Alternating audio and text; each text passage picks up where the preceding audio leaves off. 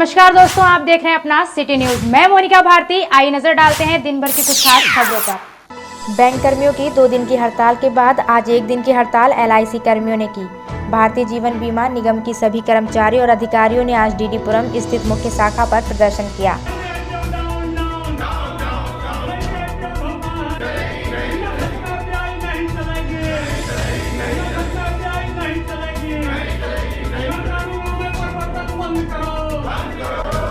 LIC कर्मियों की मुख्य मांगे हमारा लंबित वेतन समझौता लागू न करना, LIC का IPO को वापस लेना, बीमा क्षेत्र में 74% FDI को लागू करना इत्यादि मुद्दों को लेकर हड़ताल की गई।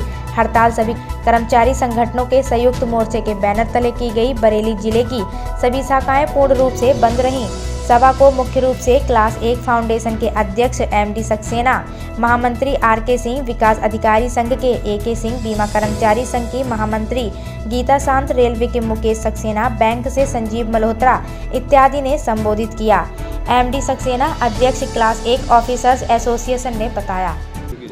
देखिए, आज LIC के पूरे स्टाफ के लगभग 90% जो वर्कफोर्स है वो स्ट्राइक पर है और हमारी मुख्य बात ये है कि LIC का जो IPO लाने की सरकार तैयारी कर रही है, हम उसका विरोध कर रहे हैं। हम उसका विरोध इसलिए कर रहे हैं कि LIC के अंदर जो पैसा है जमा, ये इस देश के 40-42 करोड़ पॉलिसी होल्डर का पैसा है और शेयर मार्केट में 2.25 करोड़ लोग मुश्किल से काम करते हैं। LIC के पास में पूंजी की कोई कमी नहीं है।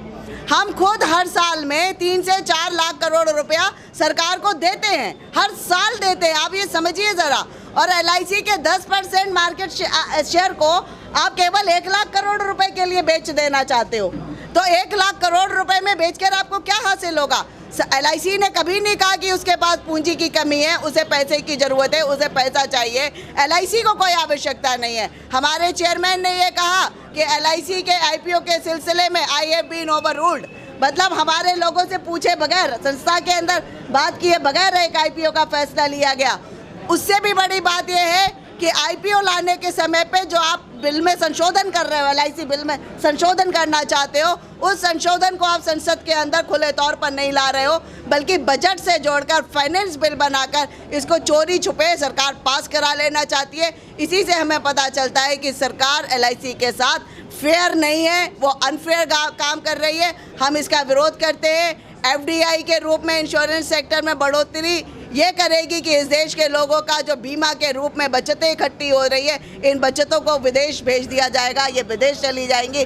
और पूरी दुनिया ये बात मानती है कि कभी भी फॉरेन इन्वेस्टमेंट डोमेस्टिक सेविंग का अल्टरनेटिव नहीं होते हैं। इस देश को आगे बढ़ाने के लिए FDI गैर ज़रूरी है, गैर वाजिब कदम है, इस देश का नुकसान करेगी। मैं MD सक्सेना और यहाँ पर मैं क्लास 1 ऑफिसर एसोसिएशन जो बरेली LIC की है, उसमें इसका बरेली डिवीज़न का मंडलीय अध्यक्ष हूँ। और आज क्या है यहाँ पे, किस तरह की हड़ताल है और क्या मांगे हैं आपकी? जैसा कि आप देख रहे हैं यहाँ पर कि आज हमारे यहाँ पर ये हड़ताल का आयोजन किया गया है और मुख्य मांगे जो हमारी हैं, जिसके लिए हमें स्ट्राइक करनी पड़ी, इससे पहले हमने सरकार को चेताने के लिए अभी 3 तारीख से लेके अब तक 3-4 बार यहाँ पर प्रदर्शन सभाएँ की, लेकिन इसके लिए कि शायद सरकार चेत जाए, सरकार की कानों में कुछ जूं रेंग जाए और हमारी बातों को मान ले।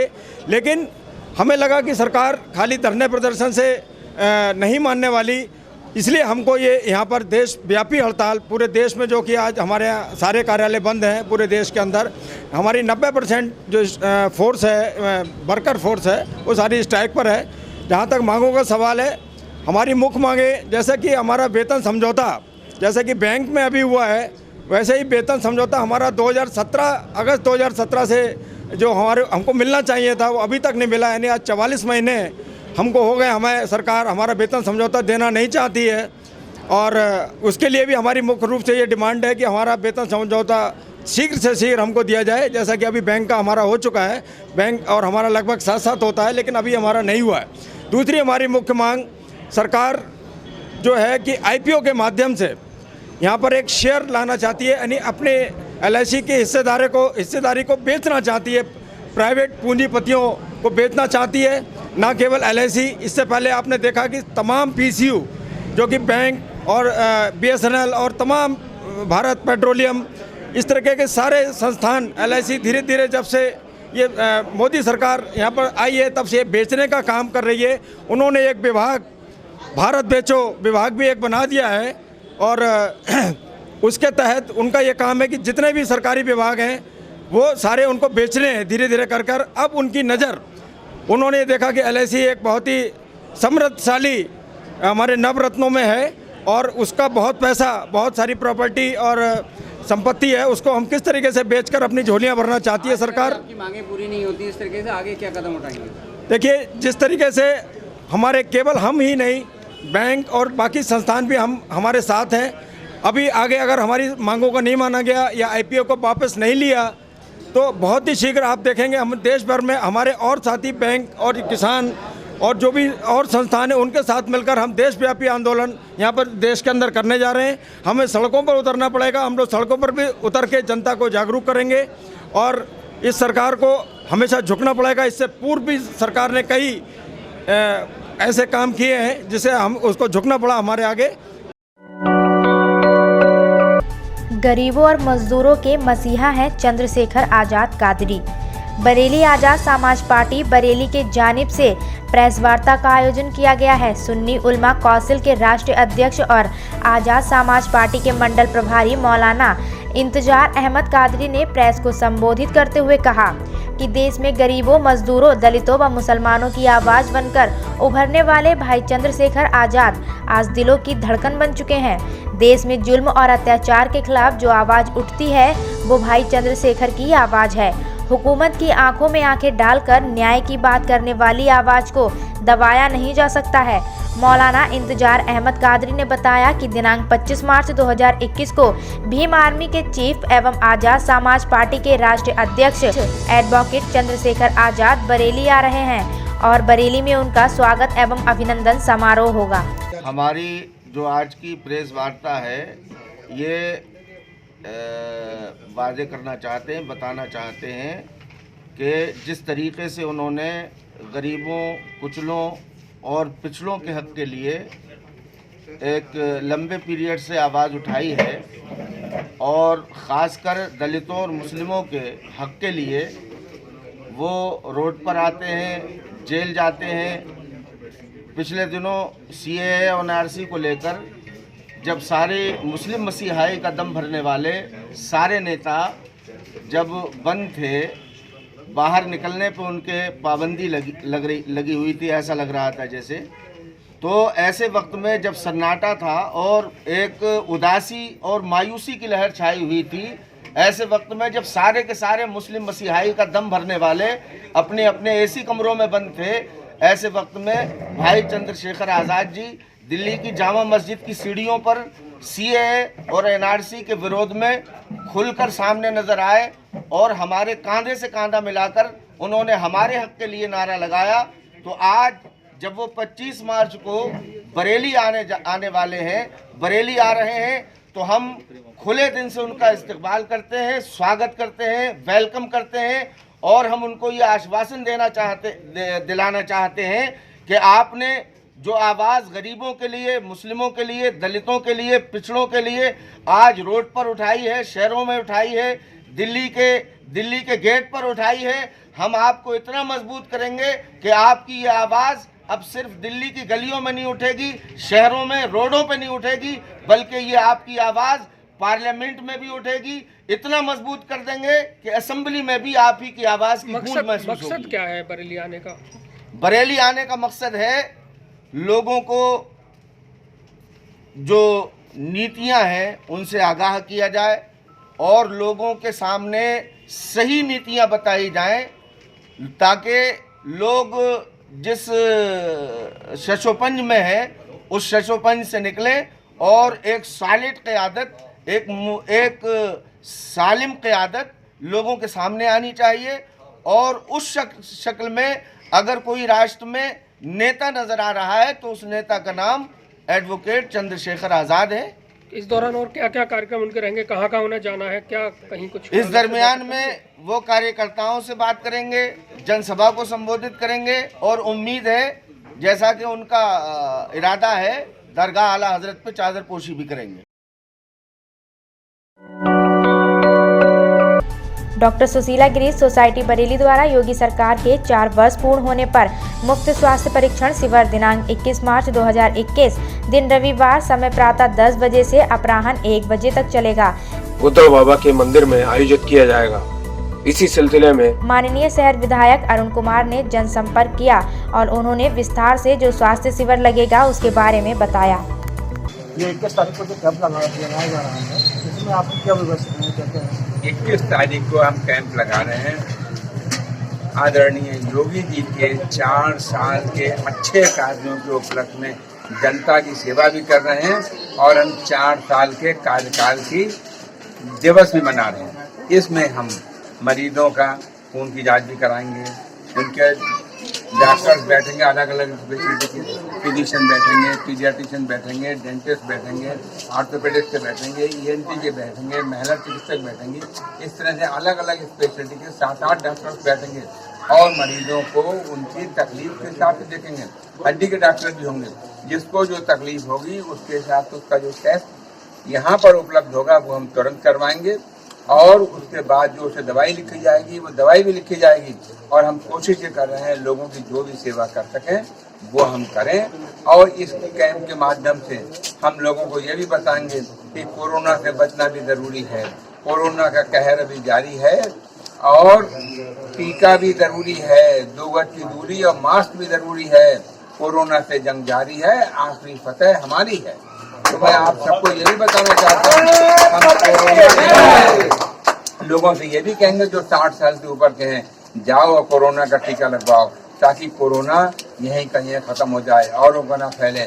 कोरोना के साथ साथ जो लोग 45 साल से 60 साल तक के हैं और अगर उनको डायबिटीज है, ब्लड प्रेशर है, हार्ट की डिजीज है, लिवर की या कोई और ऐसी बीमारी है तो उनके भी टीका लगवाने के लिए हम उन्हें प्रोत्साहित करेंगे और ये भी देखेंगे कि उन्हें टीका लगवाने में कोई परेशानी ना हो, अस्पताल जाएं तो उन्हें कोई दिक्कत ना हो। लोगों को स्वास्थ्य के बारे में बताएंगे और इसमें हम योगी जी द्वारा किए गए कार्यों को भी जनता को बताएंगे। होली की जगह पर कब्जा करने वाले दबंगों के खिलाफ क्षेत्रवासियों ने जिलाधिकारी से की शिकायत। मीरगंज के ग्राम ठिरिया ब्रह्मनान में पिछले काफी सालों से होली जलती आ रही है, लेकिन इस बार होली की जगह पर कुछ लोगों ने कब्जा कर लिया है, जिसको लेकर क्षेत्रवासियों ने इसकी शिकायत SDM और CO से की, लेकिन कोई सुनवाई न होने के बाद ग्रामीण कलेक्ट्रेट पहुंचे, जहां उन्होंने शिकायती पत्र जिलाधिकारी को दिया। ज्ञापन देने आए ग्रामीणों ने बताया। ब्रह्मनान तहसील मीरगंज जिला बरेली से और ज्ञापन देना है होली के संबंध में। हमारे गांव की होली पर कुछ दबंगों का कब्जा है, वो उस पर गोबर डाल रहे हैं। पिछली साल वहां से हटवाया गया था गोबर, लेकिन फिर जब लॉकडाउन लगा तो उन्होंने फिर उसमें गोबर भर दिया पूरी तरह से। अब स्थानीय प्रशासन से मिली वक़्त के कारण ये गोबर नहीं हट पा रहा है। SDM साहब आई थी और क्षेत्र अधिकारी महोदय आए थे, तो उन्होंने थोड़ा सा गोबर हटवा के और कहा कि इतनी जगह में होली मनवा लो, अगर बात नहीं मानते हो तो इस गांव के सब 18 वर्ष तक के बच्चों को जेल भेज दिया जाएगा, जिससे सबका भविष्य बिगड़ जाए। SDM साहब बराबर समझा रही थी कि बाबा इतनी जगह में होली मना लो, सब गोबर हटवा के क्या करोगे। जगह 140 वर्ग गज है मात्र और उसे वो खाली कराना नहीं चाह रहे हैं। इसकी शिकायत आपने थाने में की है? थाने में ये SDM साहब को भी दी है और थाने में भी पहुंच चुकी है, सब जगह दिए हैं। एक IG महोदय को भेजी थी पोर्टल पे। आज आप कलेक्ट्रेट आए हैं, DM साहब से मिले, उन्होंने क्या आश्वासन दिया? DM साहब अभी मिले नहीं हैं। SDM साहब मिले थे, वो एक SDM साहब बैठे थे, उनसे बात हुई थी तो उन्होंने कहा कि आपका मसला ऐसा है कि मैंने उनसे कहा साहब हमें स्थानीय प्रशासन से न्याय नहीं मिल पाएगा। वो SDM साहब को ही लिख रहे थे मीरगंज को, तो मैंने कहा हमें वहाँ से जब न्याय नहीं मिलेगा तो आपको वहाँ लिखने से कोई फ़ायदा नहीं है। तो बोले तो DM साहब ही बताएंगे, लिखेंगे, उनसे ही बात। समाज सेवा मंच की ओर से माननीय उमेश गौतम महापौर को पगड़ी शॉल पहनाकर फूल मालाओं से उनका स्वागत किया गया और उनके राजनीतिक उज्जवल भविष्य के लिए दुआ की गई। और नदीम शमशीर, राजेंद्र प्रसाद घड़ियाल, महेश पंडित, दीपक अग्रवाल, नावेद खान, आनिस खान, नदीम जी, जाहिद जी आदि लोग मौजूद रहे। नवाबगंज के पार्षदों ने कलेक्ट्रेट पहुंचकर जिलाधिकारी को सौंपा ज्ञापन। नवाबगंज में चेयरमैन की हठधर्मिता को देखते हुए वहां के सभी पार्षद काफी चिंतित हैं, क्योंकि वहां पर विकास के नाम पर सिर्फ सुनने में नजर आ रहा है, जिसको लेकर सभी पार्षद गुरुवार को कलेक्ट्रेट पहुंचे, जहां उन्होंने वहां की समस्या जिलाधिकारी के संज्ञान में डाली और मांग की है कि जल्द ही वहां पर चेयरमैन द्वारा हो रही हठधर्मिता को खत्म किया जाए। इस बारे में भाजपा के नामित सभासद ने बताया। मेरा नाम चैतन्य प्रकाश श्रीवास्तव एडवोकेट है। मैं नामित सभासद हूँ, भारतीय जनता पार्टी जिला कार्यकारिणी का सदस्य हूँ। और नवाबगंज की नगरपालिका की जो दुर्दशा है उससे हम लोग बहुत व्यथित हैं और सारे सभासद लोग आज एडीएम साहब की कॉल पर यहाँ पर आए हुए हैं। उन्हें हमने अपनी समस्याओं के बारे में अवगत कराया है, ज्ञापन दिया है और नवाबगंज में कूड़े के अंबार लगे हैं। नवाबगंज की नगरपालिका चेयरमैन का एक सूत्रीय कार्यक्रम ये है कि नगरपालिका की संपत्तियों को खुर्द-बुर्द कर दो। नई नई दुकानें बनाई जा रही हैं और उनका बिना किसी प्रस्ताव पारित कराए, बिना किसी बजट के पास कराए हुए उसे बनाया जा, फर्जी तौर पर बनाया जा रहा है और फर्जी तौर पर उसका आवंटन हो रहा है। लोगों को 2-2, 3-3 हज़ार, 5-5, 10-10 हज़ार रुपये की रसीदें दे करके और 10-10 लाख रुपए लिए जा रहे हैं और इस तरह की अराजकता पूरी फैली हुई है। नवाबगंज की एक पूरी मार्केट के